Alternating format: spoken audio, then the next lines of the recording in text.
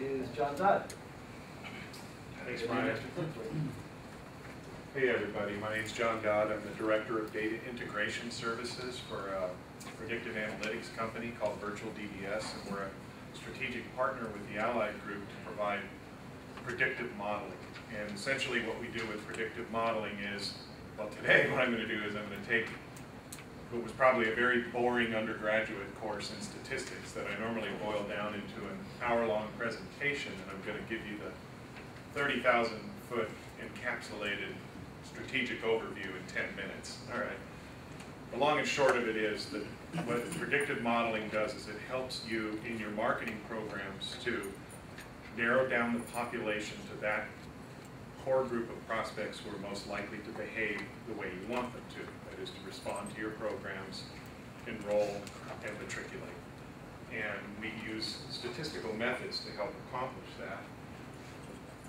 Where, again, what we do is we take a group of people who have behaved the way you want them to in the past, respond, enroll, buy, churn, in order to optimize those behaviors going forward.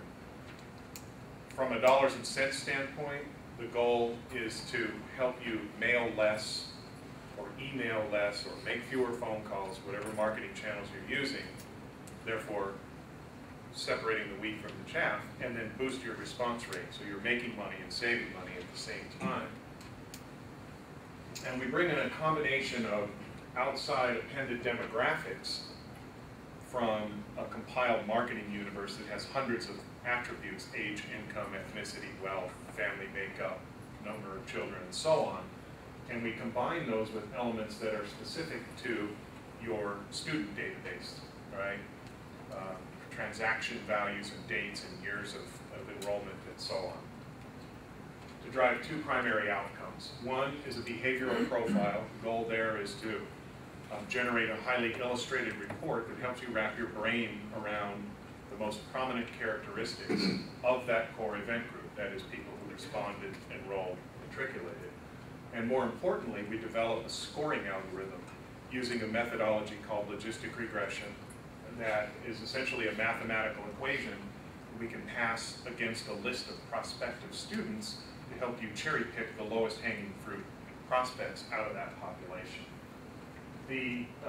Again, so we're using an outside set of demographics, and there are hundreds of them, but here's a set of the sort of basic demographics, right? Income, age, wealth, ethnicity, occupation, and so on, as well as interests and hobbies, life stage clusters that sort of group people together in a birds of a feather methodology, buying behaviors, where are they spending their money on what kinds of products and services, and for business-to-business marketing, which really has less relevance to this conversation, is a whole host of business demographics, or what we call firmographics.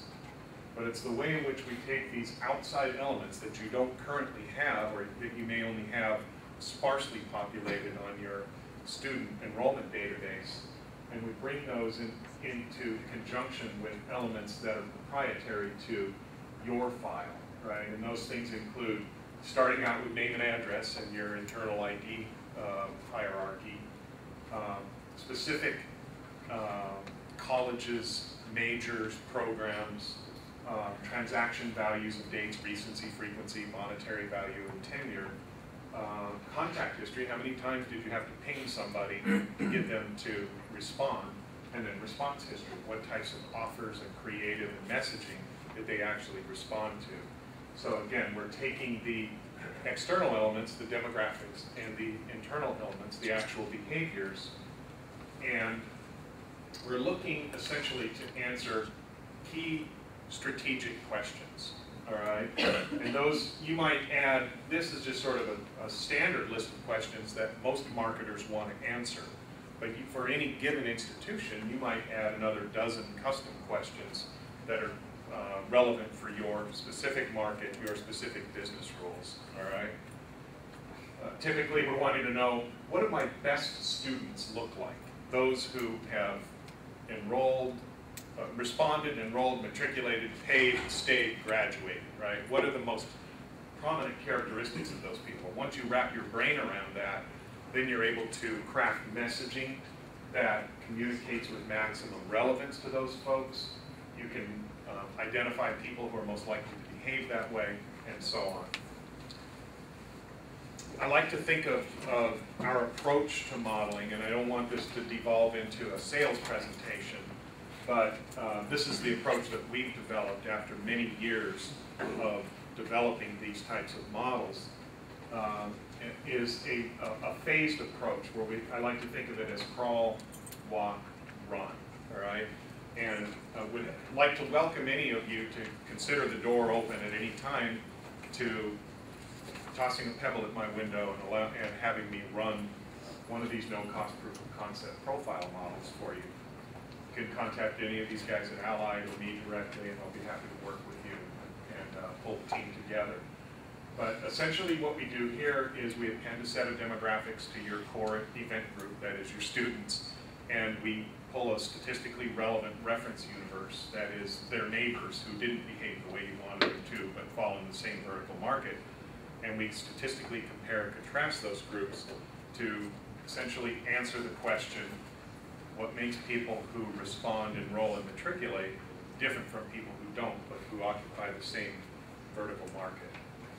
Once we understand those base characteristics, then we would move forward to a what I call a walk phase model, in which we actually take the attributes from the initial profile model, we take those data feeds and we run them into a statistical processing software to create a scoring algorithm using logistic regression that we can then pass against your prospect lists to identify those that are most likely to behave the way you want them to. And then once we gain some intelligence from that, and then we would evolve forward to a run phase model, which would be a fully collaborative, custom predictive model based on a whole host of specific demographic, specific behaviors, right? And I'll just show you a couple of examples, right?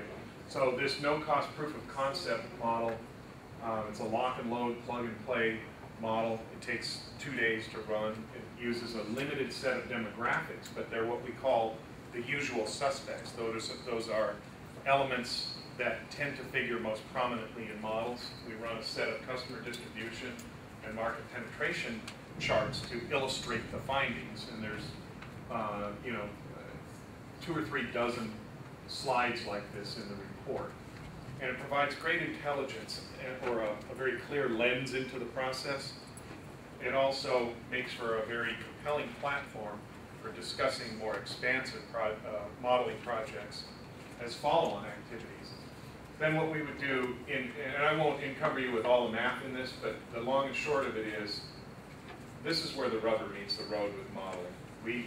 By using modeling to identify the lowest hanging fruit prospects and lop off the low propensity prospects, you can expect to achieve a 20 to 40% lift in response performance to your marketing programs. So if you've been doing direct mail recruitment mailings and getting a 2% response rate, you can expect that to jump to somewhere between 2.4 and 2.8%, or 20 to 40% over baseline, by using this type of predictive modeling to identify these lowest hanging fruit. Now, if we were to take it to the next level, right, the run phase, we might build what we call a layered model, where you have a set of predictive drivers and their mathematical coefficients to quantify propensity to respond, and then a propensity to convert, right? So if you stack those 2 algorithms next to each other, you see that they have different sets of predictive drivers and different mathematical coefficients. So the goal would be to generate a list, right? So you got name, address, city, state, zip, propensity to respond to your mailings, propensity to convert or matriculate, all right? When you layer those 2 on top of each other, imagine this list were 250,000 prospects. If I create a pivot table on that list, or a crosstab report, where I'm isolating on the vertical axis here propensity to respond, and here on the horizontal axis propensity to convert, ranked 1 through 10, 1 being highest likely, 10 being lowest likely, and here's your 250,000 prospects.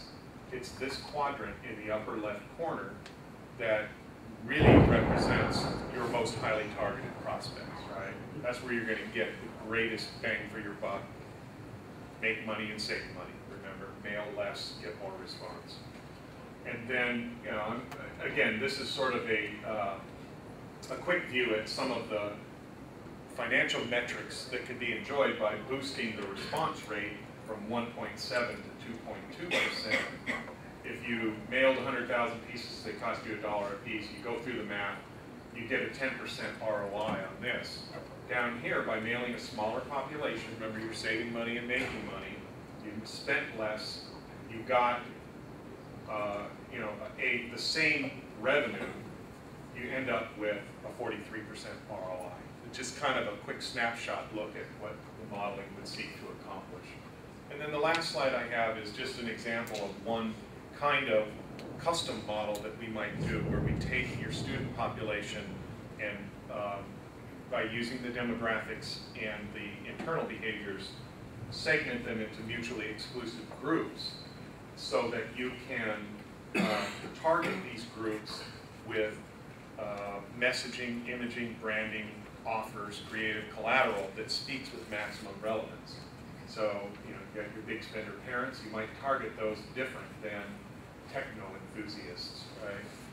Different picture on it. You can use some of the digital imaging technology that Allied has that can help you target those prospects with maximum relevance.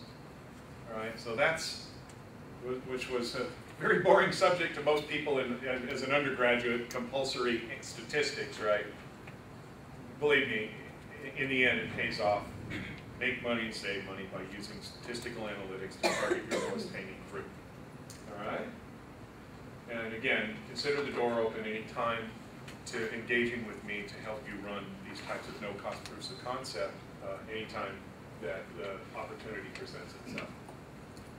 So without further ado, I'm going to introduce